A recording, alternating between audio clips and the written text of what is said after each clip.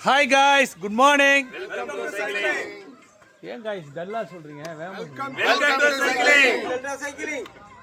Guys, இன்னைக்கு பாத்தீங்கன்னா ride வந்து இன்னைக்கு நியூ ரூட்டோட கோஆர்டினேட்டர் வந்து மிஸ்டர் செந்தில். இன்னைக்கு வந்து புதுசாக வந்து சங்கரும் செந்திலும் கோஆர்டினேட்டரு. இன்னைக்கு வந்து புது ரூட் போட்டிருக்காங்க. புது ரூட்னா இது வரைக்கும் டெல்டாவில் வந்து இந்த ரூட்டில் யாரும் வரல.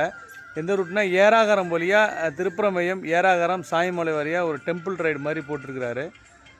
இந்த ரூட்டுக்கு வந்து ஆக்சுவலாக நான் இன்றைக்கி என்னால் வந்து இந்த ரூட்டில் ட்ராவல் பண்ண முடியல. ஏன்னா என் சைக்கிள் வந்து பஞ்சராக போச்சு. அதனால் நம்ம இன்றைக்கி வந்து பைக் ரைடில் வந்தோம். பைக்லிங் வந்தோம்.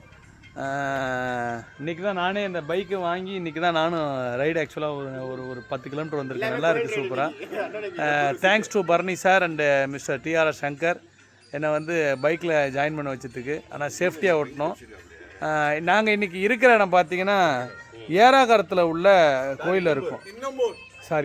இன்னம்பூரில் உள்ள இந்த கோயிலோட சிறப்பு என்னன்னா, கேரளாவில் எப்படி வந்து குழந்தைங்களை அழைச்சிட்டு போய் குருவாயூரப்ப கோயிலில் போய் குழந்தைங்களை அழைச்சிட்டு போய் அந்த ஆனாங்கிற எழுத்தை முதல்ல எழுத சொல்கிறாங்களோ, அதே மாதிரி நம்ம தமிழ்நாட்டில் டெல்டாவில் கும்பகோணத்தில் இந்த கோயில் இருக்குது. அந்த கோயிலுக்கு முன்னாடி தான் நம்ம நண்பர்கள் எல்லாம் இருக்கிறாங்க.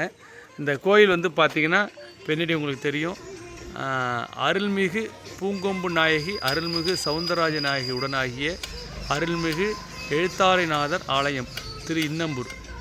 அதாவது இந்த கோயிலில் வந்து இந்த ஆனாங்கிற சொல்ல முதல்ல குழந்தைங்களுக்கு எழுத சொல்கிறாங்க. ஸோ நம்ம ஃபாலோயர்ஸ் யாராவது பார்த்தீங்கன்னா அந்த கோயிலில் வந்து சாமி கும்பிட்டு நீங்களும் உங்கள் குழந்தைங்களை அழைச்சி வந்து பாருங்கள். இது நண்பர்கள் எல்லாம் ஹாய் போடுங்க எல்லாம். நாங்கள் முக்கியமான விஷயம் சொல்ல மாட்டோம்.